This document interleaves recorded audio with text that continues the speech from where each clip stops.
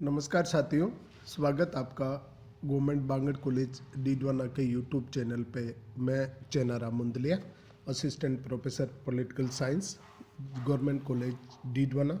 दोस्तों, online video श्रृंखला में आज अपन भारतीय शासन एवं राजनीति, जो कि मुख्यतः बी पार्ट सेकंड के लिए सेकंड पेपर के रूप में पाठ्यक्रम में निर्धारित है, उसमें हमने कल के वीडियो में भारतीय संघ के स्वरूप का अध्ययन किया था और उसमें अपन ने देखा था कि भारतीय संविधान मुख्यतः संघात्मक शासन व्यवस्था की स्थापना करता है, लेकिन उसकी आत्मा एकात्मक, अर्थात संविधान में कुछ एकात्मक तत्व भी विद्यमान है जो भारतीय संविधान को दुनिया की अन्य संघीय व्यवस्थाओं से भिन्न करता है।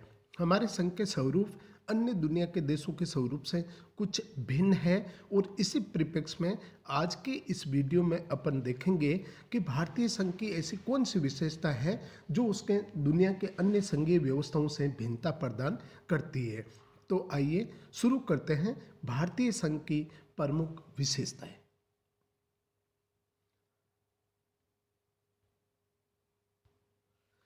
भारतीय संघ की विशेषता, यद्यपि हमारे संविधान में संघ राज्य के आवश्यक लक्षण विद्यमान है, किंतु ये विश्व की आदर्श संघात्मक प्रणालियों से कुछ मूलभूत बातों में भिन्नता रखती है। नंबर 1 में अपन देखेंगे रचना का ढंग, यानी संविधान का संघात्मक शासन का निर्माण किस बेसिस पे किया गया है। संघात्मक राज्य का निर्माण आमतौर पर दो तरीकों से होता है। पहला, संघ राज्य का आमतौर पर प्रभुत्व संपन्न और स्वतंत्र राज्यों के बीच स्वैच्छिक समझौते के परिणाम स्वरूप जन्म होता है। अमेरिका संविधान इसका एक आदर्श उदाहरण है। दूसरा, इसके विपरीत एकात्मक राज्यों के प्रांतों को संघ राज्यों में ढालकर उन्हें स्वायत्तता प्रदान की जाती है। कनाडा के संघ की रचना इकाइयों के बीच समझौते के कारण नहीं हुई थी, बल्कि ये एक अधिनियम द्वारा प्रांतों से उनके पूर्व के अधिकार लिए गए, फिर उन्हें डोमिनियन और प्रांतों के बीच विभाजित कर दिया। भारत में इन दोनों पद्धतियों का अनुसरण किया, लेकिन ये व्यवस्था मुख्यतः कनाडा के नमूने पर आधारित है। इन पद्धतियां अमेरिका और कनाडा दोनों का सम्मिश्रण किया, लेकिन हमारी संघीय व्यवस्था का जो गठन का तरीका है वो कनाडा पर ज़्यादा आधारित है। भारतीय शासन अधिनियम 1935 द्वारा परिकल्पित संघीय व्यवस्था में प्रांतों को स्वायत्तता देकर भारतीय संघ में एक एक इकाइयों के रूप में मिलाया गया। भारतीय संविधान के निर्माताओं ने बस यही किया कि देशी रियासतों को इन स्वशासित प्रांतों से सहयुक्त करके एक संघ बना दिया। बाद में सभी इकाइयों को एक ही संवर्ग में ला दिया गया। सेकंड है संघ में राज्यों की स्थिति।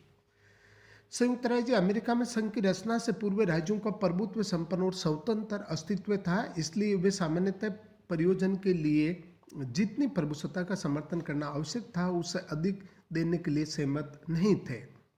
इस कारण संविधान में राज्यों के अधिकारों के संरक्षण के लिए बहुत से रक्षोपाय किए, जैसे आवश्यक शक्तियां राज्यों को दी गई, राज्यों को अपने मूल संविधान के निर्माण का अधिकार दिया गया, संविधान में संशोधन के विषय में राज्यों को संघ के समान भूमिका दी गई, राज्यों के प्रशासन और विधान पर साधारणतः संघ का नियंत्रण नहीं है, केवल आपातकालीन स्थिति में संघ सरकार दखल कर सकती है।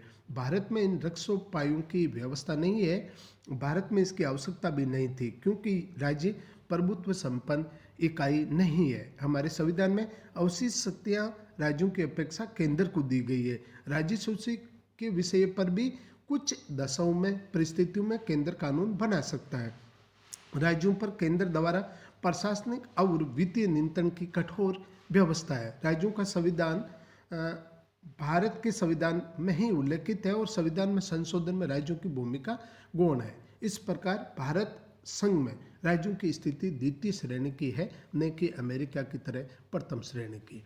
भारत विन्यासी राज्यों का संघ। अमेरिका को अविन्यासी राज्यों का अविन्यासी संघ कहा गया। इसका अर्थ है कि कोई भी राज्य अपनी इच्छा अनुसार संघ से विलंग होकर संघ को नष्ट नहीं कर सकता और न ही संघ सरकार नए राज्यों की रचना और करार के समय विद्यमान राज्यों की सीमाओं में राज्यों की सहमति के बिना परिवर्तन करके संयुक्त राज्य का मानचित्र दोबारा बना सकती है। भारत में राज्यों के लिए ये संभव नहीं है कि वे विलंग होने के अधिकार का प्रयोग करें। इसके विपरीत हमारे संविधान के अनुसार संघ की संसद के लिए राज्यों का पुनर्गठन, सीमा में बदलाव करना संभव है। किसी राज्य को नष्ट किया जा सकता है, किसी नवीन राज्य को निर्माण किया जा सकता है, इसलिए विनाशी राज्यों का संघ कहा जा सकता है। फिर है राज्य प्रतिनिधित्व में समानता का अभाव। अमेरिकन संघ में राज्य आवश्यक सिद्धांतों में संविधान के अधीन इकाई राज्यों की समानता है, चाहे उनकी जनसंख्या कितनी हो। जैसे सीनेट में छोटे बड़े सभी को अपने 2 प्रतिनिधि भेजने का अधिकार है। इसके विपरीत भारत में राज्यसभा में राज्यों के प्रतिनिधित्व में समानता का अभाव है। विभिन्न राज्यों के सदस्यों की संख्या 1 से 34 के बीच, यूँ कहा जाए कि सदन के अंदर उन राज्यों की जनसंख्या के आधार पर प्रतिनिधित्व दिया गया है। फिर उसके बाद है संयुक्त राज्य का प्रावधान। भारतीय संघ के लिए एक नया लक्षण था सिक्किम को, जो कि संयुक्त राज्य एसोसिएट स्टेट के रूप में प्रवेश किया। इसे अनुच्छेद 1 के अनुसार भारतीय संघ में प्रवेश न देकर संविधान का 35वां संशोधन 1974 द्वारा स्थिति प्रदान की गई थी। यह नवीन प्रयोग अकाल्पनिक था क्योंकि अगले ही साल उसे पूर्ण राज्य का दर्जा देकर के इसमें संशोधन कर दिया गया। लेकिन राज्य की विशेष स्थिति को देखते हुए कुछ विशेष उपबंध रखे गए थे, जो संविधान के संविधान संशोधन 35 द्वारा किया गया था। फिर है राज्य व्यवस्था की प्रकृति। राष्ट्रीय एकता और राज्यों के अधिकारों में समन्वय स्थापित करने के लिए संयुक्त राज्य अमेरिकन संविधान के रचयिताओं ने एक क्रांतिकारी हल ढूंढा। उन्होंने प्रभुता के लिए आवश्यक प्रत्येक वस्तु का तर्कसंगत विभाजन करके एक द्वैत राज्य व्यवस्था की सृष्टि की, जिसमें दोहरी नागरिकता, अधिकारों के 2 समूह, न्यायालयों की 2 प्रणालियां बनाई गई। इसके विपरीत भारत में इन विषयों में इकरी व्यवस्था अपनाई गई। भारत के संविधान में कनाडा के संविधान के समान दोहरी नागरिकता नहीं है, एक ही नागरिकता है, तार वो भारत का नागरिक है। अमेरिका में संघ और राज्य सरकारों के अपने अपने पदाधिकारी हैं, जो अपने अपने विधियों और कृत्यों का प्रशासन करते हैं, किंतु भारत में लोक अधिकारियों के बीच इस प्रकार का विभाजन नहीं है। राज्य और अखिल भारतीय सेवाओं के पदाधिकारी दोनों कार्यों को संपन्न करते हैं। इसी प्रकार अमेरिका में संघ और राज्य सरकारों के बीच न्यायपालिका का विभाजन है, जबकि भारत में ग्राम स्तर से सर्वोच्च न्यायालय तक इकरी न्यायिक व्यवस्था है। निर्वाचन लेखा संप्रेक्षा का तंत्र भी एकीकृत है। आपात में संघीय प्रणाली। सामान्य समय में संघीय प्रणाली चलती है, किंतु भारतीय संविधान में आपात में एकीकृत प्रणाली है कि एकात्मक शासन प्रबल हो जाता है, सरकार को सशक्त बनाया जाता है केंद्र वाली को। सामान्य स्थिति में संघ की कार्यपालिका राज्य सरकारों को कुछ मामलों में निर्देश दे सकती है। जब आपात की उद्घोषणा कर दी जाती है तो निर्देश देने की शक्ति का विस्तार सभी मामलों पर हो जाता है और संघ की विधायी शक्ति का विस्तार भी राज्य के सभी विषयों पर हो जाता है। सामान्य कार्यकारण में संघीय प्रणाली। सामान्य कार्यकारण में भी संघीय प्रणाली को एक प्रणाली का बल दिया गया है। संघ को कानून बनाने की ऐसी शक्तियां दी गई है जो अन्य देशों में नित्य की राष्ट्रीय आवश्यकताओं की पूर्ति के लिए आवश्यक पाई गई है। इसके अतिरिक्त संसद को इस बात के लिए अधिकार दिया गया कि यदि राष्ट्रीय हित में ऐसा करना आवश्यक है तो वे राज्यों के विषयों को ग्रहण कर सकते हैं। इस प्रकार आपात स्थिति के अतिरिक्त संघ की संसद राज्य सूची के सम्मिलित किसी विषय पर विधायी शक्ति का अस्थायी रूप से प्रयोग कर सकती है। संघ सरकार को ये शक्ति दी गई है कि वे किसी भी राज्य को निर्देश दे सकेगी जिसमें संघ की विधायी और प्रशासनिक कार्रवाइयों का सम्यक अनुपालन सुनिश्चित हो सके। राष्ट्रपति को ये शक्ति दी गई है कि यदि किसी समय पर यह समाधान हो जाता है कि राज्य का शासन संविधान के उपबंधों के अनुसार नहीं चलाया जाता तो वह संविधान के अधीन राज्य की कार्यपालिका विधायी शक्ति को संघ को सुपुर्द कर सकता है। संविधान का अनुच्छेद 356। अंत में राष्ट्रपति राज्य में संवैधानिक तंत्र के विफल हो जाने पर राज्यपाल के प्रतिवेदन पर यह सब प्रेरणा से राज्य सरकार को बर्खास्त करके राष्ट्रपति शासन लगा सकता है। फिर है सहकारी। अंतिम बात है सहकारी संघवाद। आज विश्व में संघात्मक व्यवस्था की प्रवृत्ति सहकारी यानी कोऑपरेटिव फेडरेशन की है। विभिन्न विद्वानों ने भिन्न भिन्न रूपों में भारतीय संघवाद को देखा, लेकिन अंतिम विश्लेषण में हमें इसे एक सहकारी संघवाद की संज्ञा देना उचित है। प्रोफेसर हियर ने कहा कि भारत का संविधान एक ऐसी शासन प्रणाली की व्यवस्था करता है जो संघात्मक है।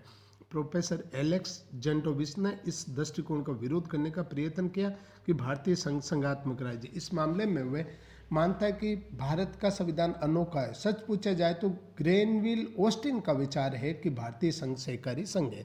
इन भारतीय संघ को सहकारी संघ कहने वाला विद्वान ब्रिटिश विचारक ग्रेनविल ऑस्टिन है, जिसमें प्रबल केंद्रीय सरकार है सही मालूम पड़ता है। एक अमेरिकन विद्वान ब्रक ने सहकारी संघवाद को इस शब्दों में स्पष्ट किया है: साधारण और प्रादेशिक सरकारों के बीच प्रशासनिक सहमति का व्यवहार, प्रादेशिक सरकारों का साधारण सरकार से प्राप्त होने वाले संदायों पर आनुषंगिक रूप से निर्भर रहना, और ये तथ्य कि साधारण सरकार सशक्त अनुदान के प्रयोग से उन विषयों के विकास की वृद्धि करती है जो संविधान द्वारा प्रदेशों को समुन्निष्ट है।